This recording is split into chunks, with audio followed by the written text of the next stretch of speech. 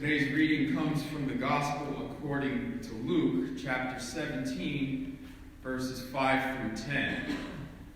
These verses come immediately after Jesus has told the apostles that they were to forgive endlessly those who had sinned against them.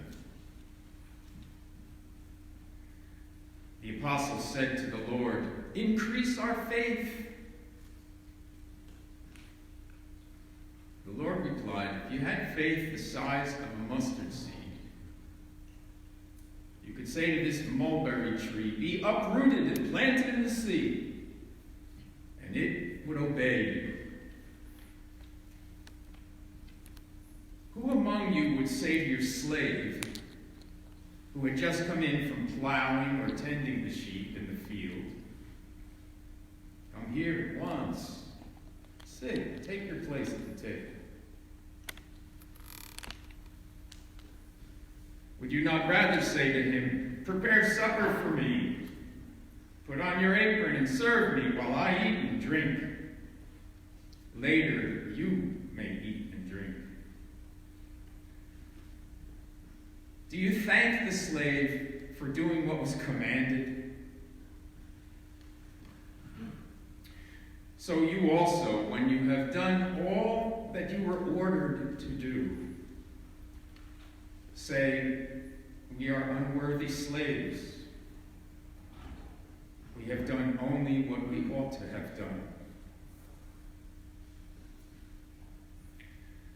Thus ends our reading from the Gospel of Jesus Christ. May God bless our hearing and understanding. Thanks be to God.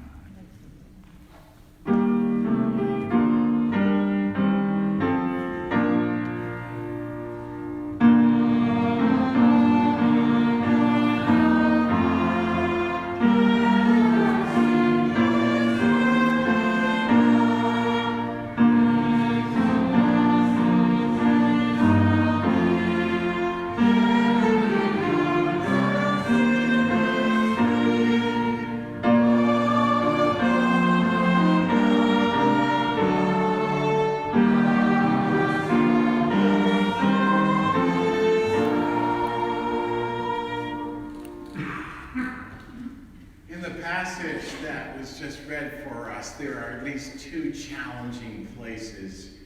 The first is that verse about, if you have faith the size of a mustard seed, you could say to this mulberry bush, "Be uprooted and planted in the sea," and it would obey you. Now that can sound like, if you have faith, you can have magical powers.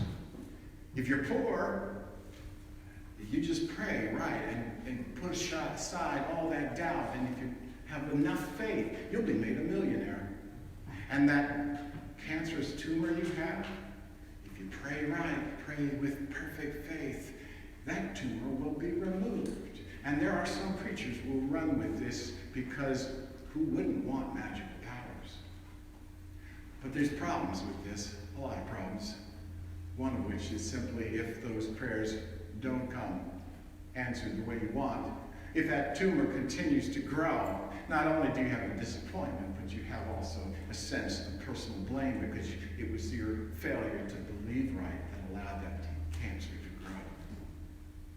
That's not what Jesus meant. The other problematic part of that passage is Jesus in the latter part using the metaphor of a master and a slave. That's a little troublesome for us.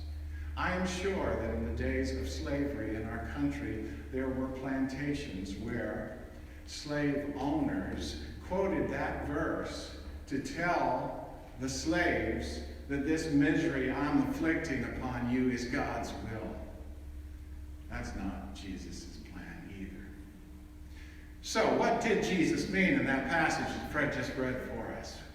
Well, first of all, we have to try to understand what Jesus meant by faith. And that's not altogether easy, because he never gave a definition as such. Jesus had this way of talking in metaphors and parables, and he pointed to people in whom he would see the quality of faith lived out. And I would suggest to you there are three words that are associated with what Jesus meant by faith, and that is, 1, faith as trust, 2, faith as perseverance, And 3, faith as obedience. In this particular context, well, that means that faith is trust, means trusting that God does indeed love us, and that we are never out of that love, and nothing can take us out of that love. The disciples in that boat at night when the storm blows up and they are full of terror and all the trust goes out, that's when Jesus challenges them to recover some of that trust. I think you gave us an example of how that happens this morning. Faith as perseverance is that capacity to keep putting one foot in front of another on the journey, even when there are times when the road is awful rough and the pathway is awful dim. To keep on keeping on. And faith as obedience is pretty simple.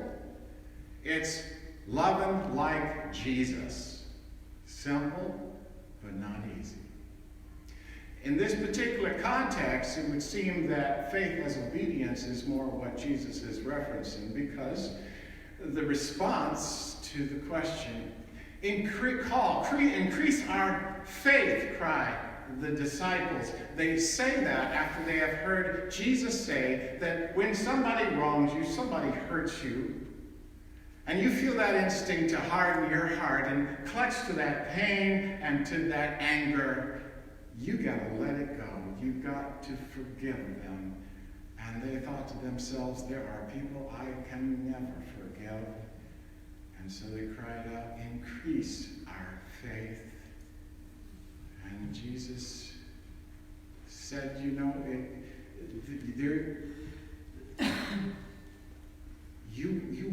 may not at this moment be able to do that. But in the future, you're going to learn that the power of God is stronger than your weakness. The striking thing is that for Jesus, faith is more of a verb than it is a noun. And the disciples, when they cry out, increase our faith, they're thinking about faith as a noun. They're thinking of it as this unshakable, permanent possession that they can somehow be given, by which they will never, ever suffer from anxiety and uncertainty. Well, that's not what it means to be a human being. And the Bible is full of examples of faithful people who cry out to God with their doubts and their questions, even their anger. That's a part of being a human being. So, faith is really a verb. Faith is trusting, persevering, obeying. And reflect for a moment on what it means to say that faith is like a mustard seed. What a quality of a seed. A seed can be planted in the earth, and you can't tell whether anything is happening in relationship to that seed. And particularly in arid climates, such as the one in which Jesus lived, a seed could be in the earth and doing nothing. It would not breaking open, not sprouting, waiting until finally the rains come. And then the seed would break open and sprout and do what a seed was created to do. So when Jesus said, you have faith the size of a mustard seed, I think he was saying to his disciples, chill, guys, chill. You may be overwhelmed at the moment, but the power of God to work inside your heart is far greater than you understand. And this is a journey. And and you're not going to be abandoned on this journey. As a preacher, I am in the business of sowing seeds. I do that every Sunday. I sow these seeds. And it's frustrating because, frankly, I don't know what seeds land, you know? It can seem sometimes like no seeds are landing. And it can be discouraging, and that's where, for a preacher, I can be tempted to that, wondering about my faith. One of the most beautiful and encouraging things that was ever said to me was said to me by a member of our congregation. And she said that she had a father that she could not forgive, and that she had gone for years and years without speaking to this elderly father because he had been downright cruel when she was growing up, not only to herself but to her mother. And she could not forgive him. But she told me that listening to me week after week, year after year, the drip, drip, drip of me talking about God's love and how God intends to soften those hard hearts of ourselves. One day she went home from church and she called her father up. Chokes me up, think about it. And a relationship began again. Forgiveness happened. And it wasn't just for her. It opened up to her sister, who had also not been speaking to the father. They restored and reconciled their relationship, and it was particularly powerful to her because it was within a couple of years that her sister died. And her sister died having made peace with her father. And so that story for me is one, a reassurance that, yes, sometimes my seeds get planted, but it's also an example of what this passage is about. Increase our faith. Oh Lord, I may not be able to forgive somebody right now, but God's Spirit intends to melt that hardened heart. And it's a journey. It's a journey. So, it might be helpful to think of faith in terms of mustard seed baby steps of faith. You know? If you're having a hard time trusting right now, what would be a baby step of faith? If you're feeling overwhelmed with fear, what would be that baby step? Maybe it would be exactly what the example you said. You leave the room, you say a prayer, you begin again.